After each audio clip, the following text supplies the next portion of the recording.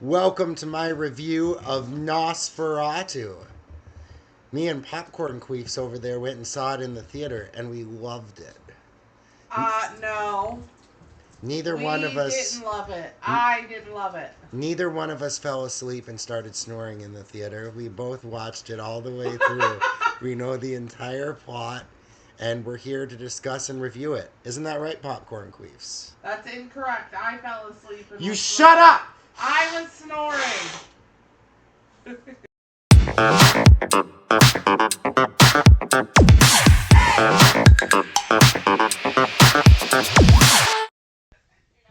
Okay, so we're on. So we went and saw Nosferatu.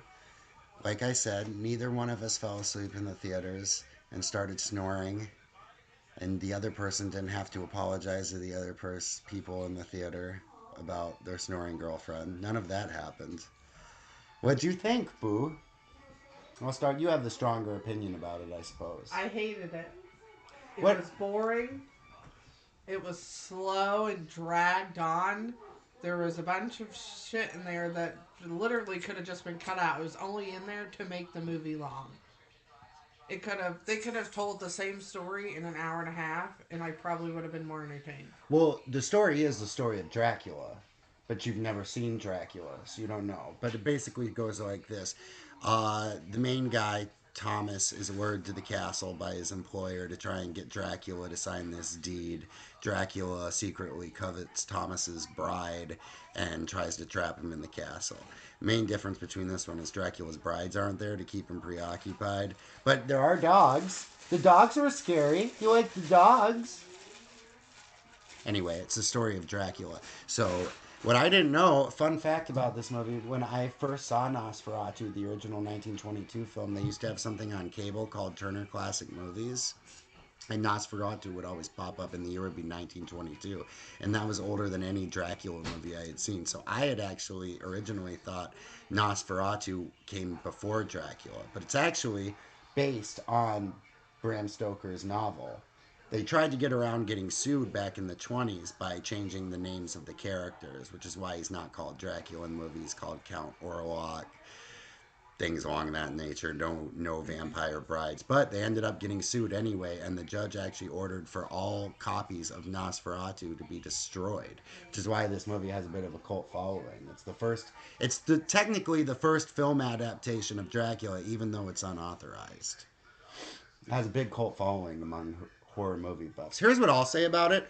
I think if you are a film nerd and you enjoy things like cinematography, you're gonna love this movie because it was. You have to admit, it was beautifully shot. The frames in it, or the way they make it look black and white at certain times, but it's really just how the weather is. It's very cool. It's I visually mean, appealing. for what they were trying to accomplish, they accomplished it. But it's kind of unfair for my opinion because I don't. From the second it started, I didn't like it because I don't like the way it looks.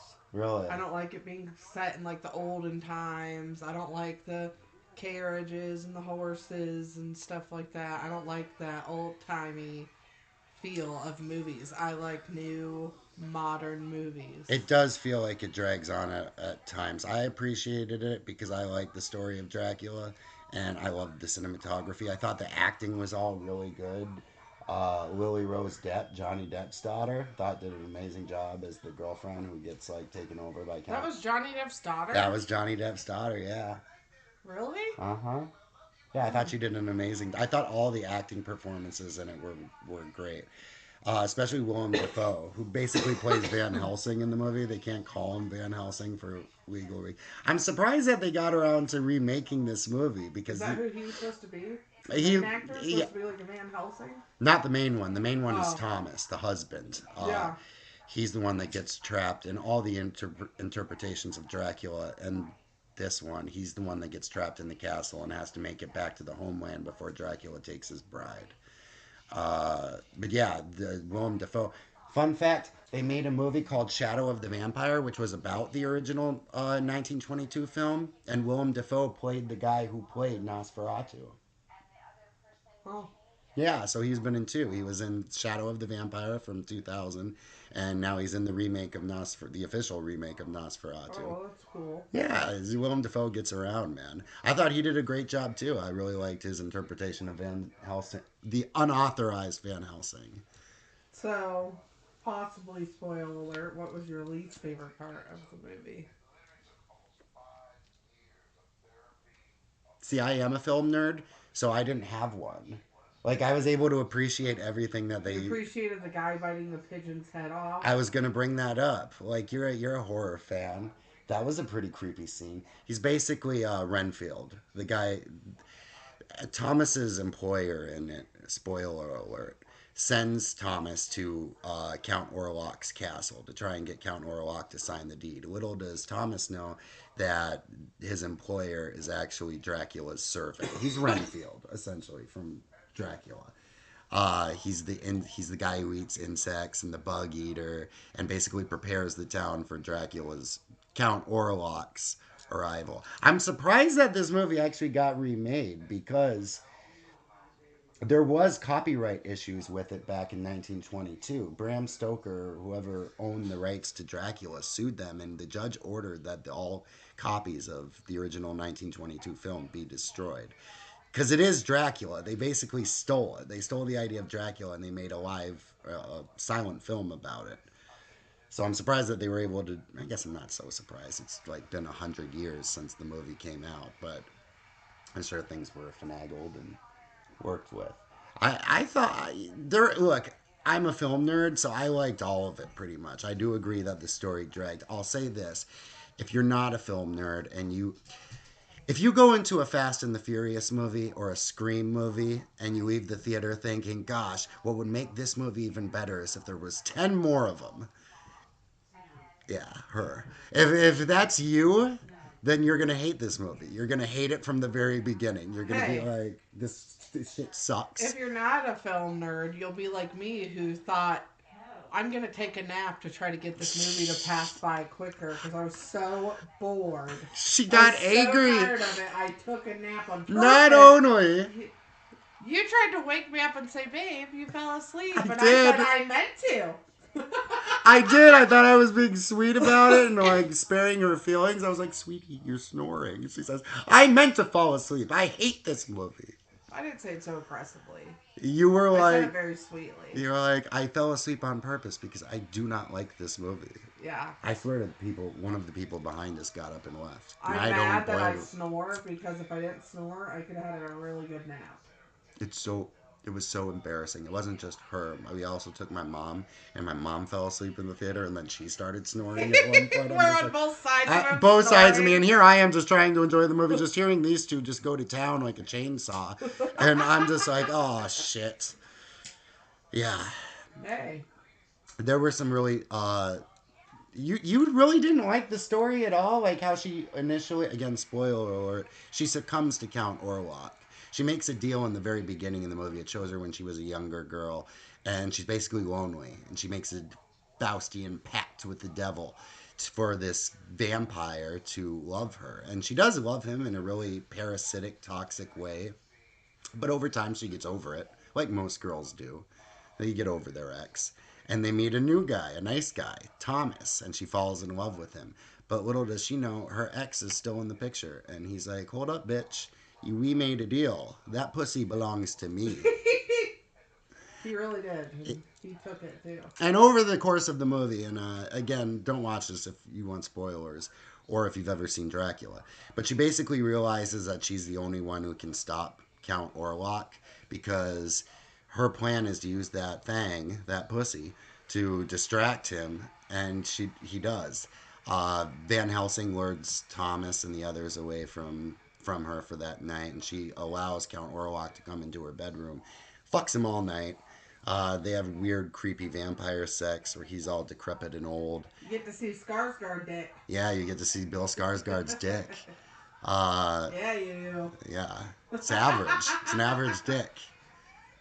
Um, So I don't know. I like I said, I appreciated it. I thought it was good.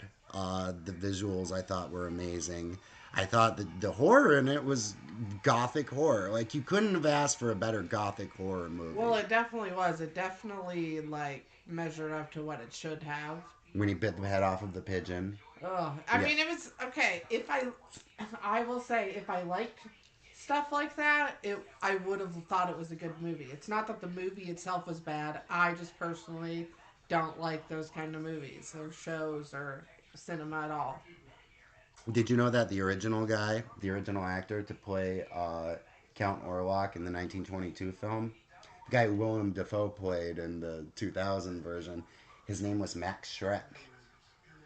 Like from Batman Returns, the Max Schreck character. Oh snap! Fun fact also, Shrek in German means like terrible thing. Hold on, let me pull it up on my phone.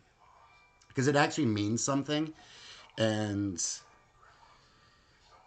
at the time, people in Germany thought that the name Max Shrek was fake. Like it was just a gimmick for the movie, but it actually was his real name. I just want to know why. Shrek. Der Tollenheld. The name Shrek is a romanization of the Yiddish word Shrek. It means fear or fright in German. So his name was like Max Fear or Max Fright. And they're like, you just made that up for the movie. And it turns out it was his name. Fun fact about the 1922 film came out about 11 years before Hitler became Chancellor of Germany. So a lot of people thought because of how Nosferatu looked in the original, he was like a caricature of Jews. Anti-Semitism was on the rise in Germany, so it wasn't a far leap to assume that he was basically making a movie about a symbolic nature between vampires and Jewish people, about Jews being bloodsuckers. There's a lot of imagery with rats in the movie, like Count Orlok is like the Lord of Rats, and there's a comparison between that and Jewish people. Obviously, the Germans saw Jewish people as rats or rodents or like an infestation of their country or their homeland, which is basically what not Count Orlok is. That sounds like Yeah. a big reach. No, no, no, no. That's a lot of Nazis during Hitler's time in power used to cite Nosferatu as a reference when talking about Jewish people. They said they're vampires. Look at Nosferatu. Really? Yeah, there's no actual evidence. In fairness to the guy that made the Nosferatu, there's no actual evidence that that's how he saw Jewish people. It's just kind of like how it was at the time. It would be like the equivalent if they made a movie. Uh, you know how the crows depict. Have you ever seen Dumbo, the original Dumbo? No. There was like jive talking crows with like cigars, and a lot of people they have like black accents, and so they were seen as like black people. Oh. That's a racial stereotype of like black people, kind of like how the Siamese cats are, and you know what I'm talking about, Lady and the Tramp. You know, we are Siamese, if you please. No. I don't know, I'm rambling. Anywho, what do you give it? Two pops or two queefs? Don't say one pop, one queef. You always do that. No, this is definitely a two queefs kind of deal. Two queefs kind of deal? Yeah, Okay. for sure. Okay, well, I won't even give it the one pops. I mean, like I said, it wasn't a bad movie in general if you like that, but I don't. it was So beautifully made, my beautifully opinion's shot. kind of, different. Anyway, I give it two. I'm a film nerd. I got to give it two pops. Two? I got to give it two pops. It was perfectly So shot. boring. There, technically speaking, there's not a flaw in the film. It's a flaw that it was 3 hours when it only needed to be maybe an hour and 45. Yeah, but the acting was so good and the way they like portrayed their performances, I can't complain about it. None of the acting was bad. The story itself is Bram Stoker's Dracula. It's a great tale. I love it. I all of it. I thought it was great. As far as a Well, I'm glad, gothic horror movie goes, that movie was perfect. well, I'm glad you enjoyed it. That's Yeah, what matters. I can't hate on it. Even though I thought some of it got a little boring and it dragged a little bit. You know, I can make that case for a lot of movies that I think are classics that I would also give two pops to. Titanic being one. Oh, that is long, but it's a good movie. Yeah, exactly. That's how I feel about Nosferatu. So I'm giving it 2 pops. Harry Potter is long, but it's great. Star Wars. Oh, I hate Star Wars. Citizen Kane. Gone with the Wind. I could Oh, go on and shut on about these up. movies that are ridiculously long, but Say they're less. timeless classics. Say less. Anywho, I'm giving it 2 pops. She's giving it 2 queefs because she likes Fast and the Furious and Scream Scream. Scream 50. So popcorn farts out. Oh wait, we didn't ask anybody. Nobody's donated the dollar to our channel yet, so No, what the hell? we It's still only haven't $1, y'all. we still haven't reached that $1 donation. I Next don't. time you clean out your car, I'm sure you'll find $1 worth of change. And just think about us. This shit weed isn't cheap, you know. It really wasn't. It really wasn't. We got ripped off. We did. Popcorn farts and popcorn queefs out.